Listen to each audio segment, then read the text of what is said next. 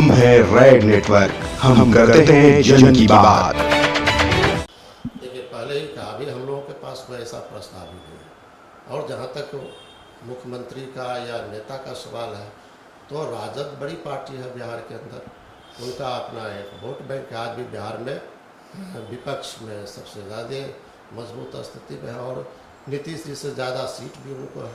और अगर राजद को तय करना जो किसको नेतृत्व, अगर तेजस्वी यादव को चीफ मिनिस्टर बनाना या नेता बनाने का वो तय करते हैं तो उसमें हमें कोई आपत्ति नहीं हो सकती। नीतीश कुमार को भाजपा के सामने पूरी तरह से घुटना टेक दिया। अब पहले वाले नीतीश कुमार नहीं है।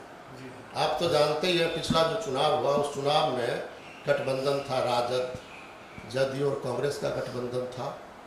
और उस गठबंधन से नीतीश जी चुनाव जीते और मुख्यमंत्री बने। और क्या क्या उन्होंने भाषण दिया था उस वक्त, बिल्कुल भाजपा के खिलाफ, किसी कीमत पर हम उसके साथ नहीं जाएंगे। लेकिन बाद के दिनों में बिहार की जनता के साथ, मतदाताओं के साथ उन्होंने गद्दारी की, उन्होंने विश्वासघात किया और ये एक राजनीतिक गद्दारी, सामाजिक गद्दारी थी। और उसके बाद फिर ये भाजपा के साथ चले गए। और जब से भाजपा के साथ गए हैं तो अब हम तो देखते हैं बिहार में जो सामंती ताकते हैं अपराधी, उसका गठजोड़ बहुत ही डेवलप कर गया है। और आए दिनों दलितों पे हमले बढ़ रहे हैं। कई घटनाएं बिहार के अंदर घटी हैं दलितों के ऊपर, इनके अपराध के घटनाएं काफ़ी बढ़ गई हैं। और राजनीतिक कार्यकर्ता जो विरोध में हैं उनका निशाने पर है। हमारी पार्टी के जगदीश चंद्र बसु खगड़िया में बहुत लोकप्रिय नेता थे, उनकी हत्या कर दी गई। गोपालगंज जिले में 3 मर्डर हुआ, ट्रिपल मर्डर हुआ। और उस मर्डर में जो षड्यंत्र के रूप में जिसका नाम आया वो एक बाहुबली ये जदयू के विधायक हैं, लेकिन उन पर कोई कार्रवाई नहीं हुई। नमस्कार, मैं हूं योगेश चक्रवर्ती और आप देख रहे हैं रेड नेटवर्क। बिहार विधानसभा चुनाव में अब चंद ही महीने शेष रह गए हैं, लेकिन महागठबंधन का स्वरूप अभी आकार नहीं लिया है। कहा जा रहा है कि लेफ्ट पार्टियों की वजह से इसमें देरी हो रही है, क्योंकि लेफ्ट पार्टियों को भी महागठबंधन में शामिल करने की कोशिश जारी है। हमारे साथ इसी मसले पर बात करने के लिए सीपीआईएम के सचिव अवधेश कुमार जी हैं। आइए उन्हीं से जानते हैं कि आखिर क्या वजह है कि महागठबंधन का स्वरूप आकार नहीं ले पा रहा है। रेड नेटवर्क में आपका स्वागत है सर। सर, ये बताइए कि सबसे पहले तो हम आपसे ये जानना चाहेंगे कि आपकी पार्टी का आने वाले बिहार विधानसभा चुनाव को लेकर क्या तैयारी है। देखिए, भारत की कम्युनिस्ट पार्टी मार्क्सवादी की स्पष्ट समझ है इस देश के लिए और बिहार के लिए भाजपा गठबंधन की जो सरकार है वो पूरी तरह से देश के खिलाफ है, किसानों के खिलाफ, मजदूरों के खिलाफ, संविधान के खिलाफ, जनतंत्र के खिलाफ, धर्मनिरपेक्षता की नीति के खिलाफ। इसलिए बिहार का चुनाव एक बड़ा महत्व रखता है और हम लोग चाहते हैं कि बिहार से इस बार चुनाव में भाजपा जदयू गठबंधन का पूरी तरह से सफाया और उसको हराया जा सकता है। हम लोगों ने जून महीने में वामपंथी दलों की मीटिंग आयोजित की थी, यहीं पे बैठक हुई और बैठक में ये तय हो गया सीपीएम, सीपीआई, सीपीआई-एमएल कि हम लोग एक साथ मिल करके चुनाव लड़ेंगे। और यह जो राजनीतिक मकसद है, इस मकसद की प्राप्ति के लिए जो भी बिहार में सेकुलर फोर्सेज हैं, डेमोक्रेटिक फोर्स हैं, उसके बीच अगर आपसी सहमत हो तो भाजपा और जदयू को पूरी तरह से बिहार में पराजित किया जा सकता है। और उसके लिए सीपीआईएम ने अपनी तैयारी शुरू कर दी है। और हमारा जहाँ जनाधार का इलाका है, जहाँ हम अच्छे संघर्ष के मैदान में हैं, वहाँ हम तैयारी कर रहे हैं। और हमारे लिए चुनाव के साथ साथ जनता की जो ज्वलंत समस्या है वो हमारे प्रायोरिटी में है। और उन मुद्दों पर, चाहे कोरोना महामारी के खिलाफ जनता के सुरक्षा का सवाल हो, जिसमें सरकार की पूरी तरह विफलता रही है। आज बाढ़ से पूरा बिहार, उत्तर बिहार पूरी तरह से प्रभावित है, सैकड़ों लोगों की जानें गई हैं, लेकिन सरकार पूरी तरह से विफल है। तो बाढ़ राहत का सवाल, और बिहार के बहुत इलाकों में देखेंगे सामंतों के तरफ से आज हमले हो रहे हैं, उन हमलों के खिलाफ हम संघर्ष के मैदान में हैं और चुनाव भी हमारे एजेंडा में है। और उसके लिए हम साथ साथ संघर्ष भी, और चुनाव भी एक संघर्ष है, उसी रूप में हम देखते हैं और हमारी तैयारी भी चल रही है। एक ही बताया सर, लेफ्ट पार्टियों का बिहार में अच्छा खासा जनाधार है, वोट बैंक है, बावजूद इसके पिछले कुछ सालों में आप लोग बैकफुट पे क्यों हैं? क्या कभी आपने चिंतन किया इसको लेकर के? देखिए, हम लोगों ने विमर्श किया है। लोग आमतौर से देखते हैं कि विधानसभा में वाम दलों की क्या ताकत है, उनकी क्या संख्या, उसी तरह से लोकसभा में ये देखना भी एक हिसाब से वो सही ही देखते हैं। लेकिन वामपंथ की ताकत मुख्य रूप से आप अंदाज़ा लगा सकते हैं सड़कों पे, संघर्षों के मैदानों में। अगर इसको आप देखें तो आप देखेंगे विगत वर्षों में जब से दिल्ली में भाजपा गठजोड़ की सरकार रही है या बिहार में ही नीतीश जी की जो सरकार है, इन सरकारों के विफलताओं के खिलाफ, इनके कुशासन के खिलाफ वामपंथ ही है जो संघर्ष के मैदान में है और उन संघर्षों में जनता का व्यापक भागीदारी होता है। तो इसलिए जनता के सवालों पे, संघर्ष के आधार पे अगर आप देखेंगे चीज़ों को तो अभी भी बिहार के अंदर वामपंथ की ताकत कमज़ोर नहीं हुई है। लेकिन यह बात सच है, जब ध्रुवीकरण होता है, पहचान की राजनीति है, जात और धर्म के आधार पर आज लोग चुनाव में जाते हैं, वहाँ ज़रूर वामपंथ को नुकसान पिछले दिनों उठाना पड़ा है और उस नुकसान उठाने के बारे में भी हम लोगों ने विमर्श किया है और उन मुद्दों को, वर्गीय मुद्दों, सामाजिक मुद्दों को जोड़ करके साथ साथ संघर्ष को अगर हम विकसित करेंगे आने वाले दिनों में तो हमारी वो जो संसदीय ताकत थी, वो संसदीय ताकत पुनः हम अपने उस मुकाम पर पहुँचेंगे, यह हमारा भरोसा है।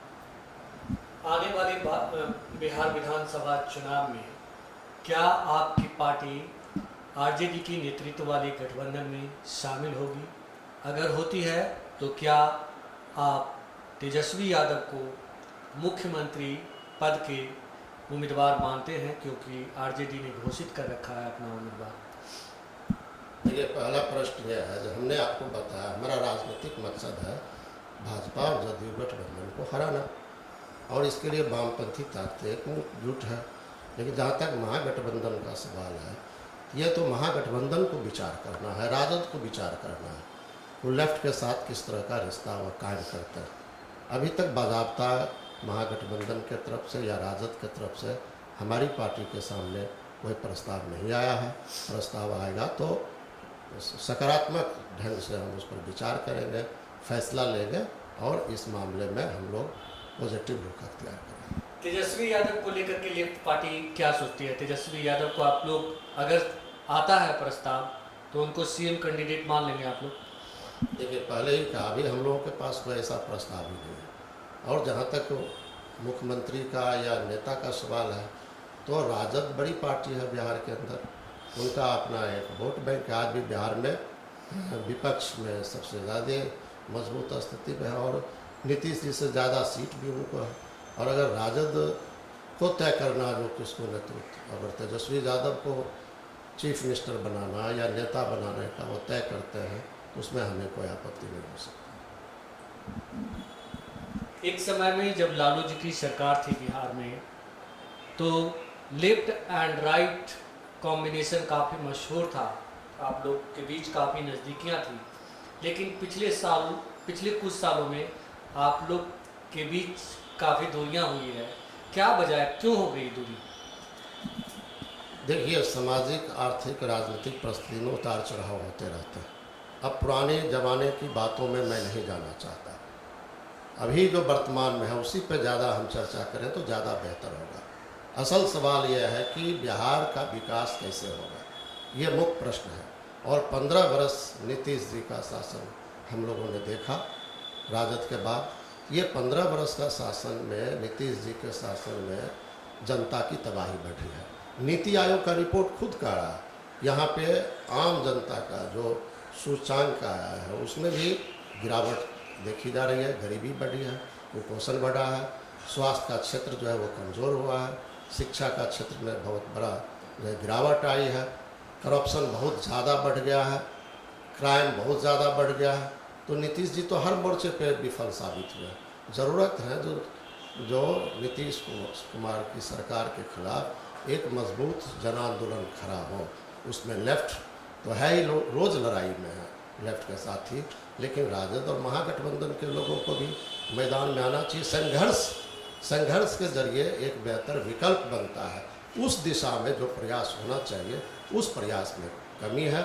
और हम लोग ये चाहते हैं कि मुद्दों पे आधारित, जनता के मुद्दों पे आधारित, चाहे वो राजनीतिक मुद्दे हों, आर्थिक मुद्दे हों, सामाजिक मुद्दे हों, उन मुद्दों पे चर्चा हो सकती है और कॉमन सवाल पर हम एक बड़ा आंदोलन बिहार में खड़ा कर सकते हैं और बेहतर बिहार बना सकते हैं। जिस तरह से पिछले 15 सालों से नीतीश कुमार जी बिहार के मुख्यमंत्री हैं, आप नीतीश जी के 15 साल के शासनकाल को कैसे देखते हैं, उनके कामकाज को कैसे देखते हैं? जिस तरह से उनका दावा है कि वो दलित और पिछड़ों के हितैषी हैं, क्या उनकी उम्मीदों पे वे खरे उतरे हैं? देखिए, नीतीश कुमार तो भाजपा के सामने पूरी तरह से घुटना टेक दिया। अब पहले वाले नीतीश कुमार नहीं है। आप तो जानते ही हैं, पिछला जो चुनाव हुआ उस चुनाव में गठबंधन था, राजद, जदयू और कांग्रेस का गठबंधन था, और उस गठबंधन से नीतीश जी चुनाव जीते और मुख्यमंत्री बने। और क्या क्या उन्होंने भाषण दिया था उस वक्त, बिल्कुल भाजपा के खिलाफ, किसी कीमत पर हम उसके साथ नहीं जाएंगे। लेकिन बाद के दिनों में बिहार की जनता के साथ, मतदाताओं के साथ उन्होंने गद्दारी की, उन्होंने विश्वासघात किया, और ये एक राजनीतिक गद्दारी, सामाजिक गद्दारी थी। और उसके बाद फिर ये भाजपा के साथ चले गए, और जब से भाजपा के साथ गए हैं तो अब हम तो देखते हैं बिहार में जो सामंती ताकतें हैं, अपराधी, उसका गठजोड़ बहुत ही डेवलप कर गया है, और आए दिनों दलितों पे हमले बढ़ रहे हैं।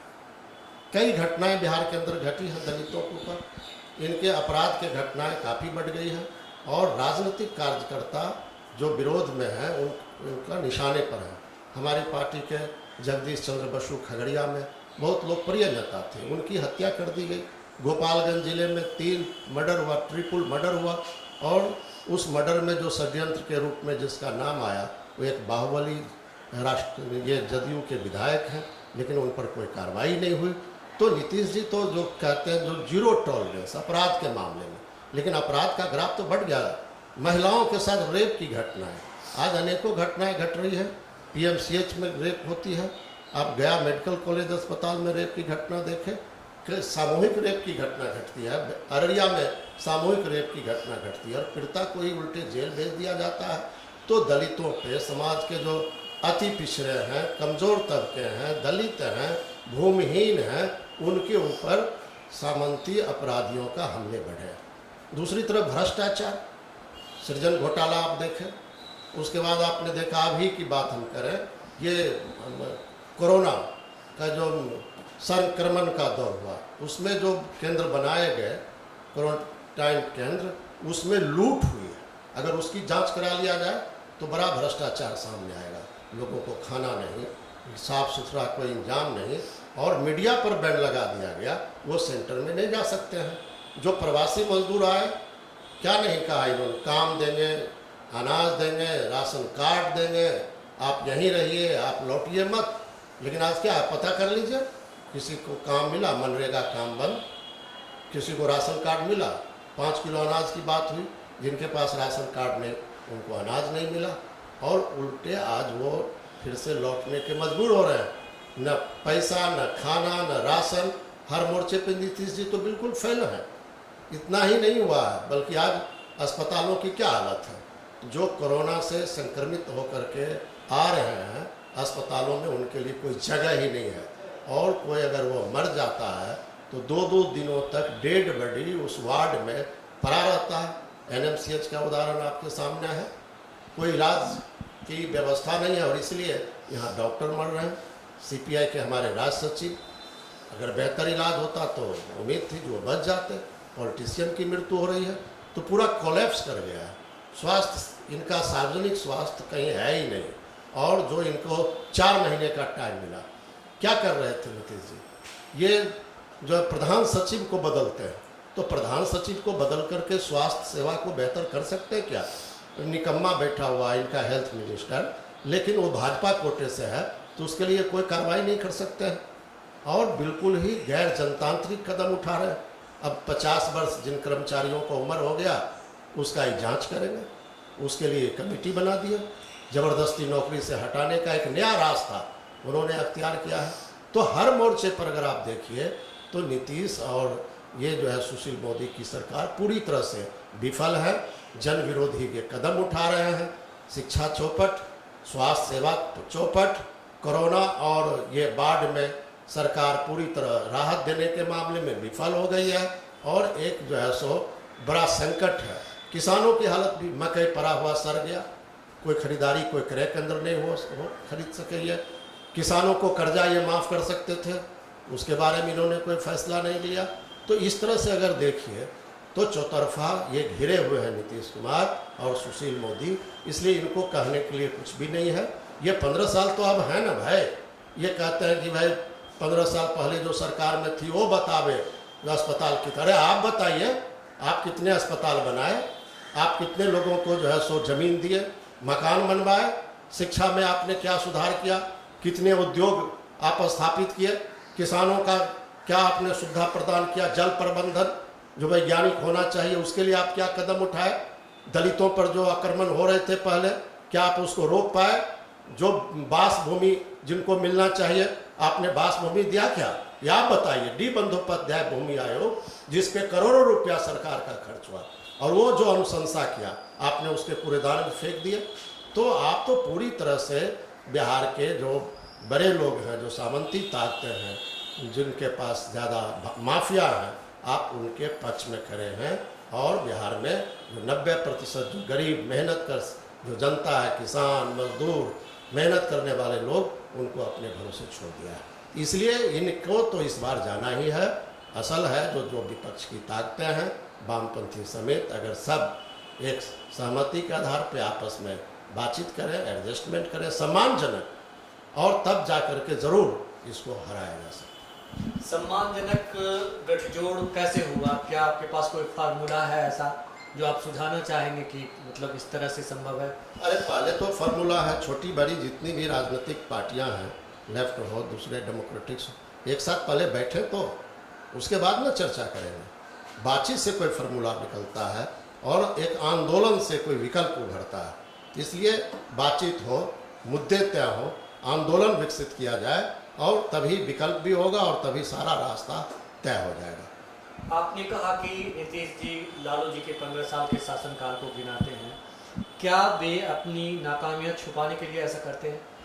अरे नाकाम तो ये हो ही चुके हैं, इसलिए नया कहने के लिए आज उनके पास कुछ है ही नहीं। इसीलिए ये कोई बात होगा तो नरेंद्र मोदी, अमित शाह, नेहरू जी की बात करने लगेंगे, कांग्रेस की बात करने लगेंगे।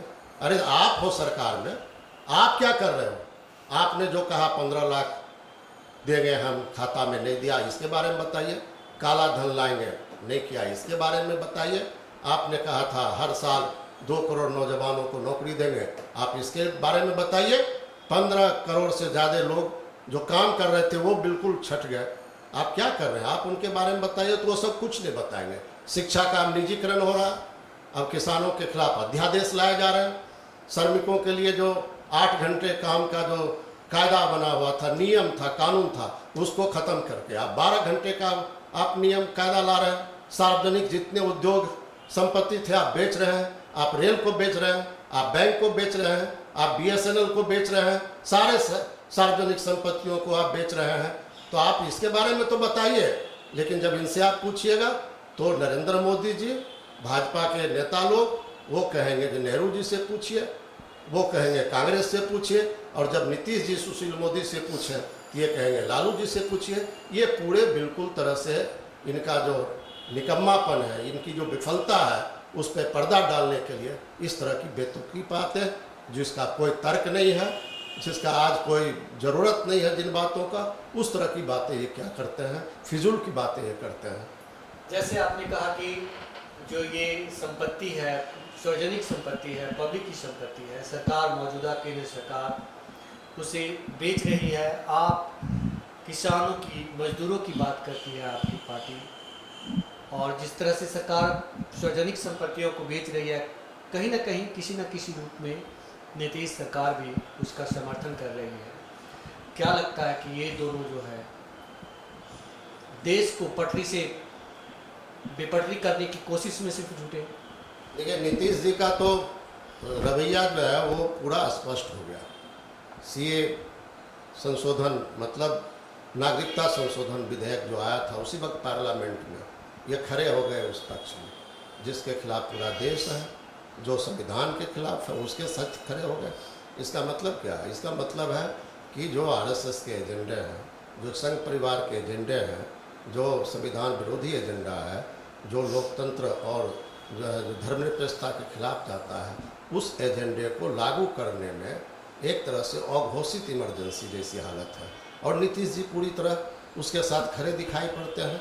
इसलिए जितने जो है वो अलोकतांत्रिक कदम केंद्र की सरकार उठा रही है, उन सारे अलोकतांत्रिक कदमों को बिहार में भी लागू करने की नीतीश कुमार पूरी चेष्टा कर रहे हैं। इसलिए अब जरूर नीतीश जी जदयू का कहने के लिए राष्ट्रीय अध्यक्ष हैं, जदयू और भाजपा गठबंधन की सरकार है, गठबंधन की सरकार कहने के लिए है, लेकिन नीतीश जी आज भाजपा रंग में, आरएसएस के रंग में पूरी तरह से सरोबार हो गए हैं, रंगे हुए दिखाई पड़ते हैं।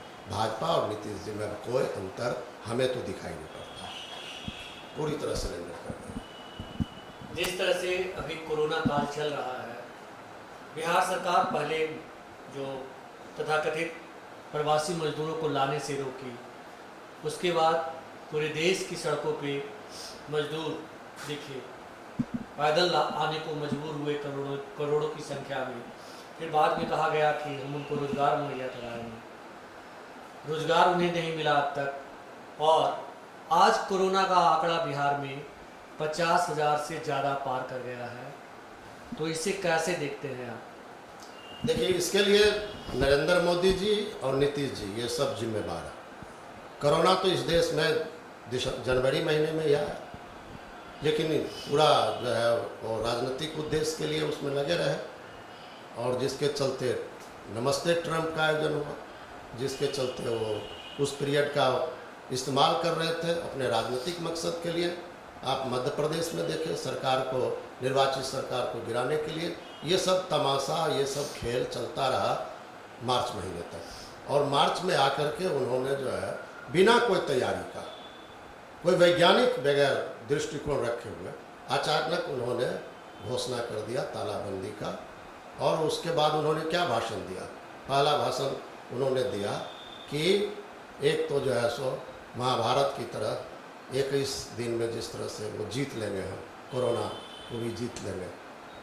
दूसरी बात उन्होंने क्या कहा कि ये जो अवसर है इसको अवसर, ये जो लॉकडाउन का पीरियड होगा इसको अवसर के रूप में हमें इस्तेमाल करना है। अब आप देखिए 4 महीने में वो जो बात बोल रहे थे उसके पीछे उनका एक अपना एजेंडा था, वो आरएसएस का एजेंडा था। और उस दौर में हम देखते हैं कि श्रमिकों के साथ बहुत ही क्रूर व्यवहार हुआ, बहुत ही निर्मम व्यवहार हुआ। उस पीरियड में उनके लिए कोई इंतजाम नहीं, राज्य सरकार भी कोई इंतजाम नहीं की। और वो लोग जब लौटना चाहते थे, नीतीश जी तो अड़ गए, आप बिहार में किसी को घुसने नहीं देंगे, लेकिन मजदूर तो चल दिया, अब मरेंगे जिंदा रहेंगे, जो होगा अपनी मिट्टी में जाके अपने जन्मभूमि पर।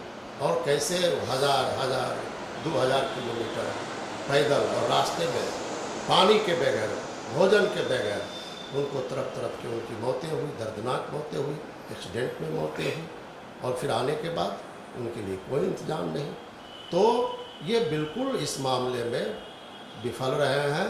और इसी के चलते ये थाली बजाने से ये जो है सो अभी तो देखिए बिहार में अभी एक प्रचार हो रहा है, ये कोरोना मैया का पूजा शुरू हो गया। ये अंधविश्वास एक बढ़ावा उसको दिया जाता है और उसके लिए एक संगठित सुनियोजित साजिश के तहत ये अवैज्ञानिक विचारधारा। अब तो सब बीमार हो रहे हैं, अमित शाह बीमार हो रहे हैं, तो पूजा पाठ से क्या उनकी बीमारी दूर हो जाएगी?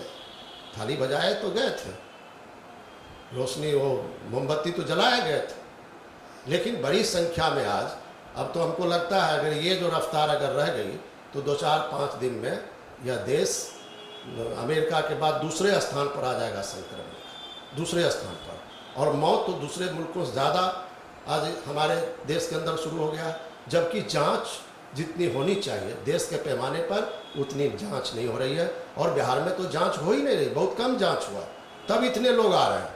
और आज बिहार में भी स्थिति बहुत ही भयावह है। अगर ठीक तरीके से जांच हो तो करोड़ों लोग इस बिहार के और देश के वो संक्रमित हैं और उनके लिए कोई अस्पताल नहीं, कोई इलाज का जगह नहीं, और सरकार चली चुनाव में। इनको अपना राजनीतिक जो है मकसद पूरा करना है, और इसलिए वो उनका कोई एजेंडा जनता के प्रति जो होना चाहिए वो नहीं है। मानव जीवन कैसे बचेगा, यह केंद्र सरकार और राज्य सरकार के लिए कोई एजेंडा महत्वपूर्ण नहीं है, और वो अपने राजनीतिक मकसद के लिए ही लगे हुए हैं। इसलिए इस देश में कोरोना वायरस बढ़ रहा है और केंद्र सरकार, राज्य सरकार पूरी तरह विफल साबित हुई है, पूरी तरह विफल साबित हुई है, और इसके लिए पूरी जिम्मेवारी केंद्र और राज्य सरकार की विफलता है। आपने कहा कि सरकार चली चुनाव में, नीतीश जी जब सत्ता में नहीं थे तो बिहार से पलायन रोकने की बात करते थे, कहते थे कि हमारी प्रायोरिटी होगी, अगर सरकार बनेगी तो हम पलायन रोकेंगे, लेकिन पूरे देश की सड़कों पर पलायन दिखा, पूरे देश की सड़कों पर पलायन दिखा। क्या कहेंगे कि 15 सालों में पलायन के लिए, पलायन रोकने के लिए नीतीश जी ने कुछ नहीं किया? कुछ करते तो इतना पलायन होता, खुद सरकार स्वीकार की है। पिछले बार जब प्रवासी मजदूर का सवाल हो रहा था तो 30 लाख लोग इनसे संपर्क किया, खुद नीतीश जी कहते हैं, और बहुत से आंकड़ा आए हैं 50 से 60 लाख लोग जो है बिहार के बाहर लोग प्रांतों में वो काम कर रहे हैं। तो नीतीश जी के कार्यकाल में जो है वो पलायन की संख्या बढ़ी है, और पहले सिर्फ नौजवान जाते थे, पुरुष जाते थे, और इनके पीरियड में तो महिलाएं भी गई हैं। और पलायन का 2 कारण रहा है। एक कारण है जो बिहार में गरीबी है, कोई काम नहीं है, चाहे वो ग्रामीण गरीब हो कि शहरी गरीब। और दूसरा जो सब कारण है वह है सामाजिक। यहाँ के जो कमज़ोर तबके के लोग हैं, जो भूमिहीन हैं, जो दलित हैं, जो अति पिछड़े हैं, वो समाज के अंदर एक इंसान की तरह वो जिंदा रहने का अधिकार, सम्मानपूर्वक वो जिंदा रहे इज्जत के साथ, और उनको काम के लिए उनको उचित मजदूरी मिले, इसकी भी नीतीश जी में के राजपाट में कोई गारंटी नहीं रही। और इन 2 कारणों के चलते, आर्थिक और सामाजिक कारणों के चलते, गरीबी और कोई काम नहीं मिलना, और गरीबों को इज्जत, दलितों को इज्जत समाज में नहीं मिलना, सामंती जो शोषण होते हैं, यहाँ भेदभाव होता है, यहाँ छुआछूत होता है। तो और वो जब अपने अधिकार के लिए आवाज़ उठाते तो उनके ऊपर दमन किया जाता, उनकी हत्याएं की जाती, उनके घरों को उजाड़ा जाता है। तो इससे परेशान होकर के बिहार का एक बड़ा तबका, पहले तो नौजवान जाते थे, लेकिन नीतीश जी के जात में महिलाएं और युवतियां भी बड़ी संख्या में बिहार से बाहर गई हैं, पलायन हुई हैं, पलायन होने के लिए मजबूर हुई है। तो इसलिए इस मामले में तो नीतीश कुमार का दावा पूरी तरह से फेल साबित हुआ। और बिहार के अंदर ही कहाँ है रोजगार, कोई बहाली हो रही है कि 3 लाख पद रिक्त है, आप क्यों नहीं बहाल करते? तो आप तो पदों पे बहाल नहीं कर सकते हैं, और जो लोग पहले से बहाल हैं अब उनके ऊपर तलवार, एक नया आप कानून बना रहे हैं। 50 साल के बाद आपके बारे में, योग्यता के बारे में देखेंगे, क्षमता के बारे में देखेंगे, तो उसमें भी तो भेदभाव होगा। ये तो ट्रांसफ़र पोस्टिंग के लिए ऐसे लाखों रुपये की रिश्वतखोरी बिहार में पुराना रिवाज रहा है, मिनिस्टर लेते रहे हैं, तो अब तो और ये सब बढ़ेगा। तो ये जो कह रहे हैं हम पलायन रोकेंगे, पलायन भी नहीं रोके, लोगों को रोज़गार नहीं दिया, बल्कि बेरोज़गारी और भी ज़्यादा बढ़ गई है। शहरों से लेकर के ग्रामीण इलाकों तक पढ़े लिखे नौजवान बेरोज़गार हो रहे हैं। तो अगर इनमें हिम्मत होती तो ये बहाल करते। जितने जो लोगों को ठेका पे बहाल हुआ, जो नियोजित टीचर हैं, जो संविदा पर काम करते हैं, उनका स्थायीकरण करते, बेरोज़गारों के लिए कुछ ही सोचते, बेरोज़गारी भत्ता वगैरह। तो एक भी कदम तो आप बताइए, पलायन कैसे रुकेगा? आप कृषि क्षेत्र में यहाँ ज़्यादा रोजगार हो सकता, और कृषि क्षेत्र खत्म। आप अगर कृषि को, कृषि आधारित उद्योग स्थापित करते तो अब यहाँ लोगों को रोजगार मिलता, आपने वो नहीं किया। कोई नया उद्योग आप बनाए नहीं। तो रोजगार के संबंध में सरकार को जो ठोस राजनीतिक इच्छा शक्ति होती, भूमि सुधार करते तो यहाँ कृषि में उत्पादन बढ़ता, लोगों को थोड़ा वो ताकत मिलती। डी बंदोपाध्याय आयोग ने कहा था 22 लाख एकड़ ज़मीन है, 1-1 एकड़ ज़मीन खेती के लिए दे दीजिए, 10-10 जिसमिल ज़मीन आप जो है सो जिनके पास बास भूमि नहीं है उनको आप दे सकते हैं, बटाईदारों का पंजीकरण कर लीजिए। वो एक बेहतर रास्ता सुझाया था। अगर उस रास्ते पर नीतीश जी चलते दृढ़ता के साथ, अगर इनमें राजनीतिक इच्छा शक्ति होती तो बिहार का आज दृश्य कुछ और होता। वामपंथी दल तो बहुत मजबूती से यह बात कह रही थी आप लागू कीजिए डी बंदोपाध्याय आयोग को, लेकिन जितनी बुर्जुआ पार्टियां हैं उनके अंदर जो भी सामंती तत्व हैं, नेता सब इकट्ठा हो गए गांधी मैदान में। तथाकथित जो दृश्य उत्पन्न हुआ था कि डी बंदोपाध्याय आयोग की लागू करेंगे तो खून की नदी बह जाएगी, नीतीश जी को उखाड़ दिया जाएगा। तो नीतीश जी तो डर गए, उसके बाद कूड़ेदान में फेंक दिया। और अब वो कहते हैं कहाँ है ज़मीन, तो पूरा फ्यूडल भूमि माफिया और देश के जो बिहार के अंदर जो अपराधी हैं, जो बहुत बड़े बड़े जो है सो बाहुबली हैं, उनके जिम्मे बिहार को इन्होंने छोड़ दिया है। और इसलिए बिहार में हालत बहुत ख़राब है। और बिहार के लोग जो गरीब लोग हैं वो बड़ी संख्या में अपने ज़िंदगी के लिए, रोटी रोजी के लिए उनको पलायन करना पड़ता है, ये उनकी मजबूरी है। जिस तरह से पीएम मोदी कहते हैं मेक इन इंडिया, और जो लड़ाकू विमान है फ्रांस से मंगवाते हैं, उसी तरह कहते हैं कि आत्मनिर्भर भारत, और कहते हैं कि गरीबों को हम छठ तक 5 किलो अनाज देंगे। तो इसको कैसे देखते हैं आप? देखिए, ये सब गुमराह करने के लिए, भ्रम पैदा करने के लिए रोज़ नए नए नारा देते हैं, नए नए नारा दे रहे हैं। और आपने देखा जो वो कहते हैं अब ये जो छठ के बाद, तो छठ के बाद क्या अनाज की ज़रूरत नहीं पड़ेगी। आप छठ तक क्यों बात कर रहे हैं? इसलिए कि बिहार में चुनाव होना, और वो चुनाव करीब करीब छठ के महीने तक वह जाएगा। तो इसके पीछे भी उनकी राजनीति है, चुनावी राजनीति है। इस मकसद से वो कह रहे हैं आत्मनिर्भर इसी तरह से बनता है क्या? तो ये जो भी आत्मनिर्भर भारत की बात कर रहे हैं, ये इसके पीछे जनता को गुमराह करने का एक छलावा है। और ये इसी तरह से अपना नारा पिछले दिनों भी, पिछले चुनाव में भी जो है ये नारा देते रहे हैं। क्या क्या नहीं नारा दिया था। और बाद में इन्होंने कहा था ये सब जुमला है, तो यह भी आत्मनिर्भर भारत बनाने का बड़ा एक जुमला साबित होगा। ये 20 लाख करोड़ रुपया क्या है, कर्जा लीजिए आप, लेकिन कोई राहत तो हम लोगों को दिखाई नहीं पड़ रहा। ये सब इनका जुमला है, चुनावी जुमला है, और जनता को भ्रम में डाल करके ज़्यादा से ज़्यादा दिनों तक सत्ता में कैसे बने रहें, इसके लिए नए नए ये नारे, कोई नारा जब पुराना पड़ जाता है और उस नारे के खिलाफ जनता में जब असंतोष पैदा होने लगती है, तो ये लोग बहुत चतुर लोग हैं और चतुराई के साथ एक नया नारा ही गढ़ देते हैं, ताकि देश की जनता को नए नारों में कुछ दिनों तक गुमराह करके रखा जाए। जिस तरह से पुराने नारे में लोगों को छला गया, भ्रमित किया गया, उसी तरह से ये नए नारे भी छलने के लिए है, भ्रमित करने के लिए है, लोगों को ठगने के लिए। राज नेटवर्क से बात करने के लिए आपका बहुत शुक्रिया। बहुत बहुत धन्यवाद आपको भी। तो ये थे CPIM के सचिव अवधेश कुमार जी, जिनका साफ कहना था कि नीतीश सरकार हर मोर्चे पर नाकाम रही है।